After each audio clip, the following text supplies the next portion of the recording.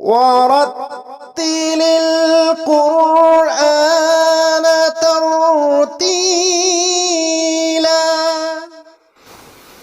Assalam-u-Alaykum wa rahmatullahi wa barakatuh. Welcome back to ILM Explorer channel. I'm your host Nazir Khan and you're watching the program ورتل القرآن ترتيلا, where we are learning Tajweed, that is the correct way of reciting the Holy Quran.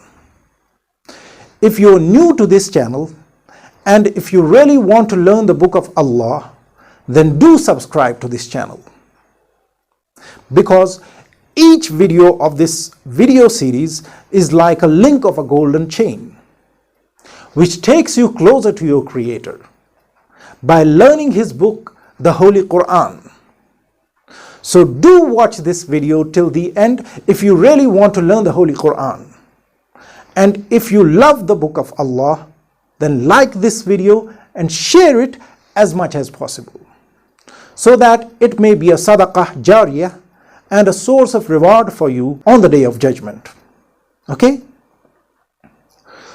We are currently learning the rules of Noon Sakin and Tanween. And in the previous lesson, we learned the second rule, that is Idgham, meaning merger or assimilation. We saw how a Noon Sakin or a Tanween are assimilated into Huruful Yarmaloon fully or partially if these Huruful Yarmaloon immediately follow a Noon Sakin or a Tanween, right? We learned all the rules pertaining to Idgham kaamil and Idgham naaqis. And at the end of the lesson, I told you that there are some exceptions to the rules of Idgham. I promised you that we will learn those exceptions in the next lesson.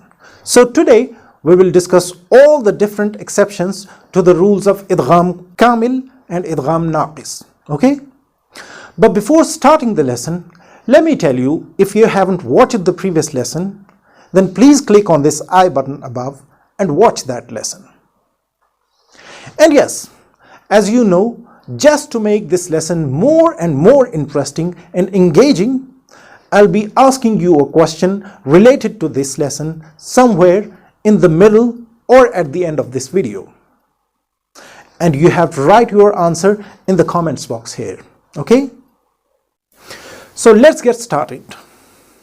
We learned that if Noon Sakin or Tanween are followed by these 6 letters, Ya, Ra, Mim, Lam, Waw or Noon, that Noon Sakin or Tanween gets merged into this next letter, like Mir Rabbika or Rahimun Wadudun, right?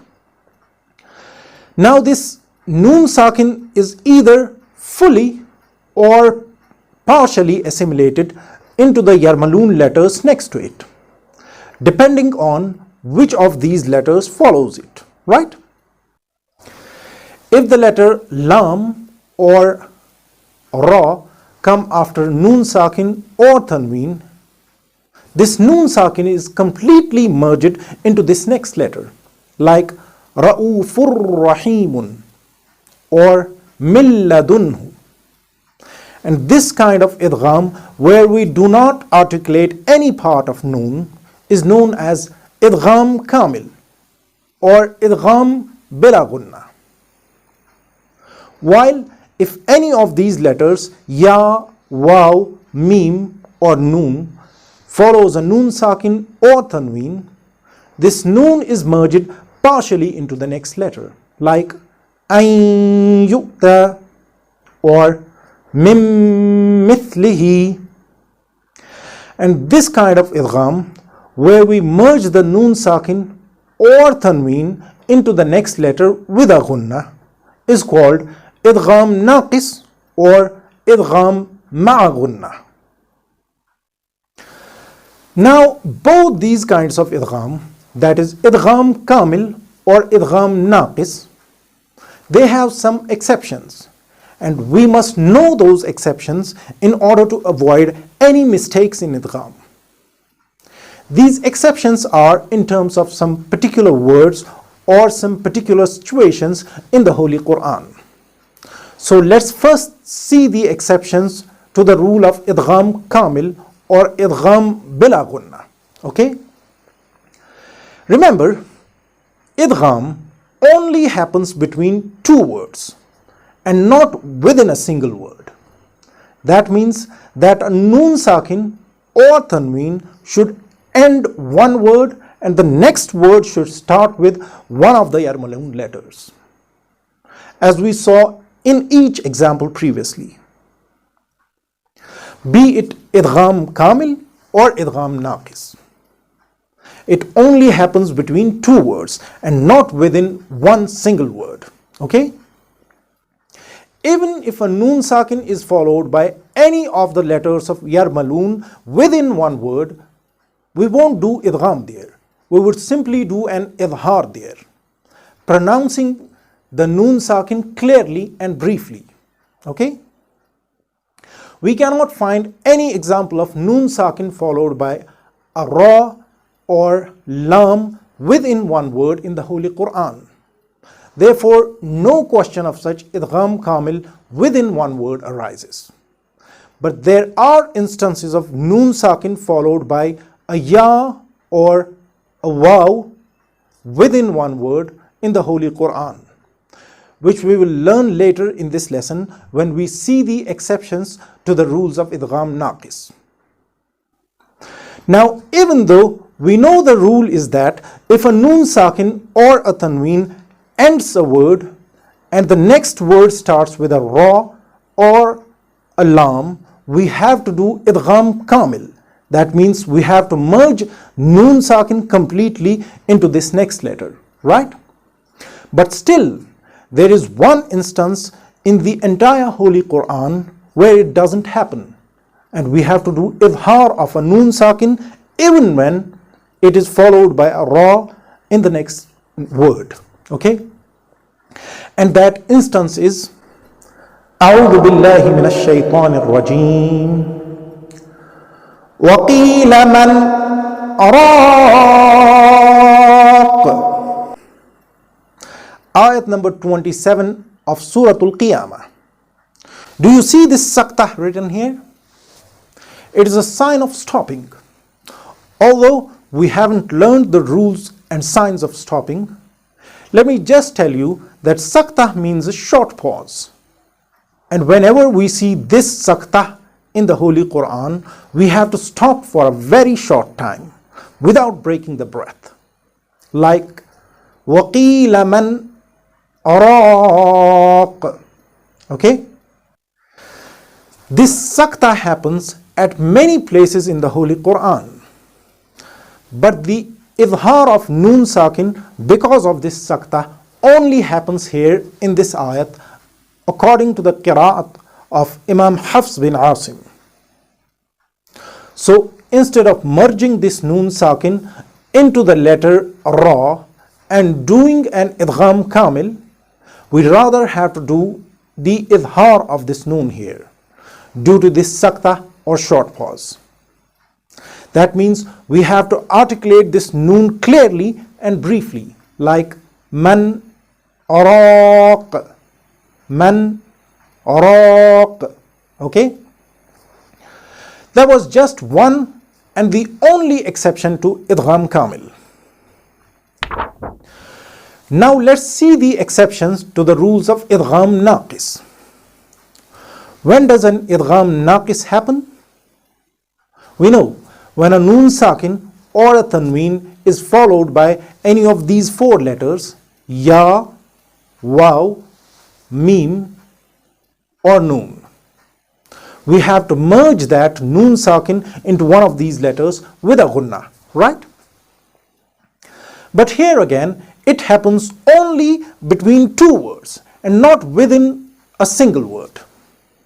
That means noon sakin should be at the end of one word and the next word should start with one of these letters, ya, waw, mim, or noon, like mimma'in or man yu'min.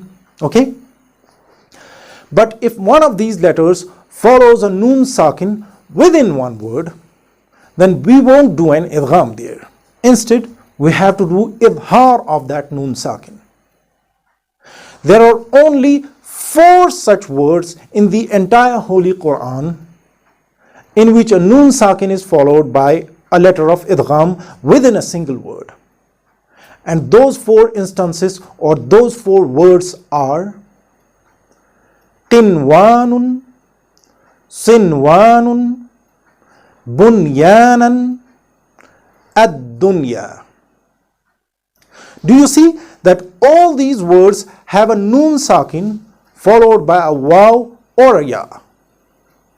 So according to the rule of idgham naaqis, we should merge this noon sakin into the next letter and read them as qinwanun, sinwanun, bunyanan, ad-dunya, right?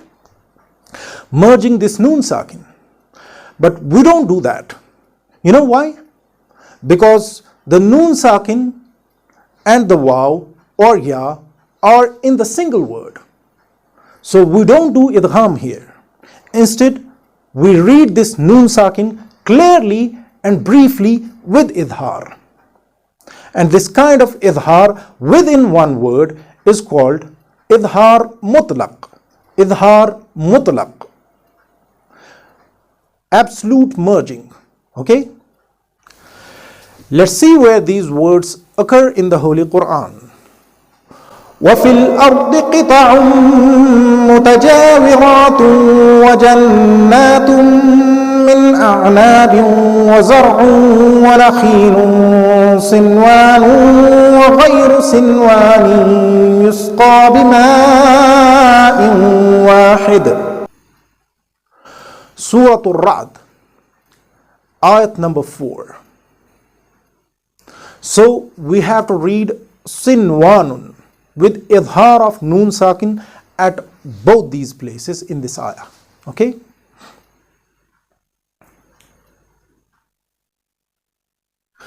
وَمِنَ النَّخْلِ مِنْ طَلْعِهَا قِنْوَانٌ دَانِيَةٌ وَجَنَّاتٍ مِّنْ أَعْنَابٍ وَالزَّيْتُونَ وَالرُّمَّانَ مُتَشَابِهًا وَغَيْرَ مُتَشَابِهٍ. Surah Al-An'am, ayat number 99. Here again we read this word as qinwanun with idhar of noon sakin and not idgham. Okay? The next word is bunyanan. This word occurs at 4 places in the Holy Quran. It occurs twice in Surah At-Tawbah, ayat number 109. أَفَمَنْ أَسَّسَ بُنْيَانَهُ عَلَى تَقْوَى مِنَ اللَّهِ وَرِضْوَانٍ خَيْرٌ أَمْ مَنْ أَسَّسَ بُنْيَانَهُ عَلَى شَفَا جُرُفٍ هَارٍ فَانْهَارَ بِهِ فِي نَارِ جَهَنَّمَ وَاللَّهُ لَا يَهْدِي الْقَوْمَ الظَّالِمِينَ. Then it occurs once in Surah Al-Kahf, ayat number 21. إِذْ يَتَنَازَعُونَ بَيْنَهُمْ أَمْرَهُمْ فَقَالُوا ابْنُوا عَلَيْهِمْ بُنْيَانًا. Then once in Surah As-Saffat, ayat number 97. قَالُوا ابْنُوا لَهُ بُنْيَانًا فَأَلْقُوهُ فِي الْجَحِيمِ.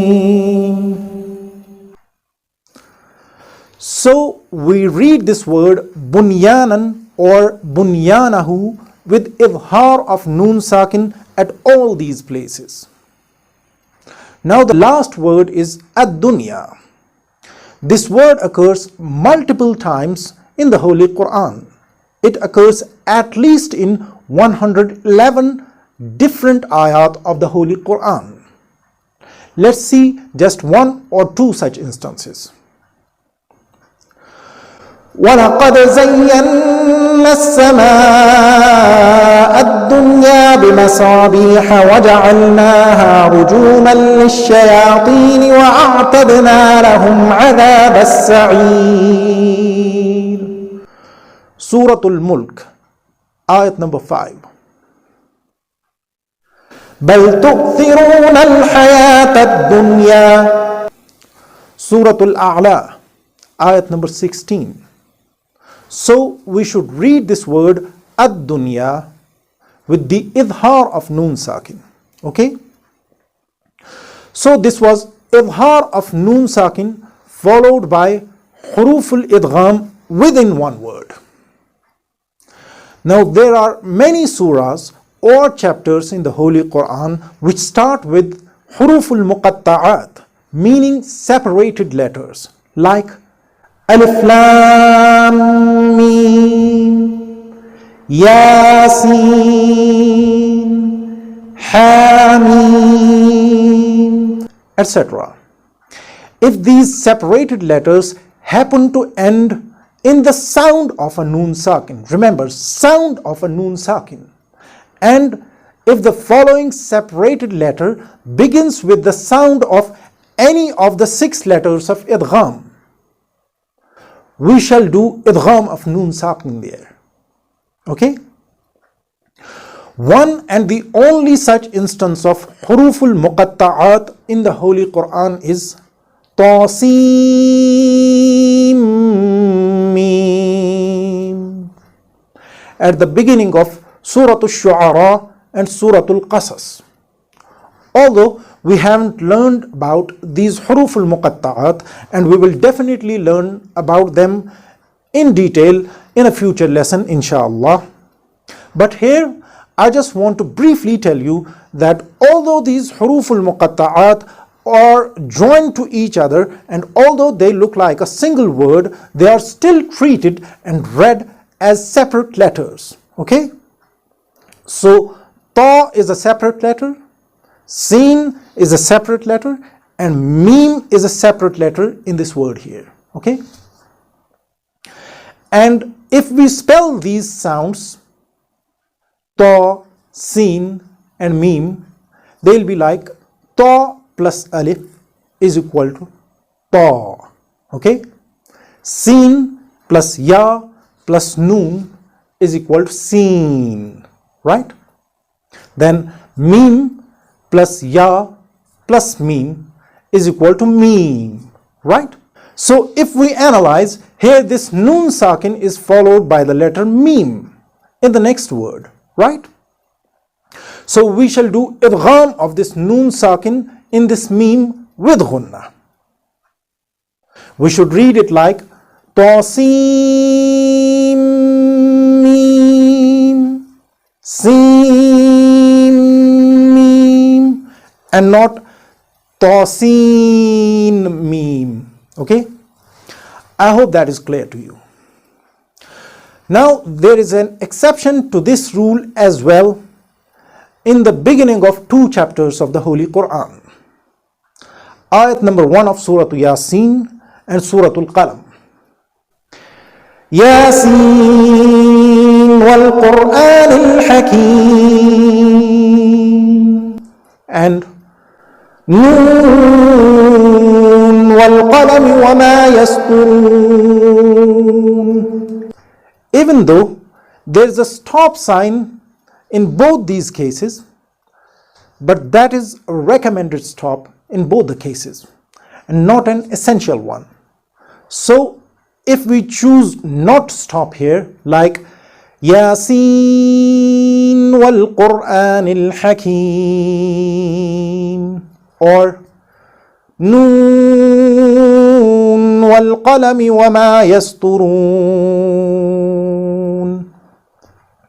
it becomes an instance of idgham between the Noon sound at the end of Yasin and the Waw sound following it, or between the Noon sound at the end of the letter Noon and the Waw following it, doesn't it? So as per the rules of idgham, we should read them like Yasin وَالْقُرْآنِ الْحَكِيمِ, or نون وَالْقَلَمِ وَمَا يَسْطُرُونَ, with idgham of noon as it is followed by waw. But that is not the correct way to read these two instances. According to the tradition of Imam Hafs bin Asim, the correct way of reciting these two instances is Yasin wal Qur'anil Hakim, or Noon wal Qalami wa ma yasturun, with idhar of noon sakin, even if we don't stop at these recommended stop signs. Okay? So these were some exceptions and some peculiar instances of idgham of noon sakin. I hope you have understood the lesson fully, and now you will be able to answer today's question very easily, which is, how many words are there in the entire Quran where we have to do idhar mutlaq of noon sakin? Remember, we are talking about the total number of different words here and not the repeated instances. Okay? So, if you know the answer, write it quickly in the comments box. And yes, do remember to like and share this video with an intention of sadaqah jariyah. So see you in the next lesson with one more rule of noon sakin, inshallah. أقول قولي هذا أستغفر الله لي ولكم ولسائر المسلمين والمسلمات. السلام عليكم ورحمة الله وبركاته.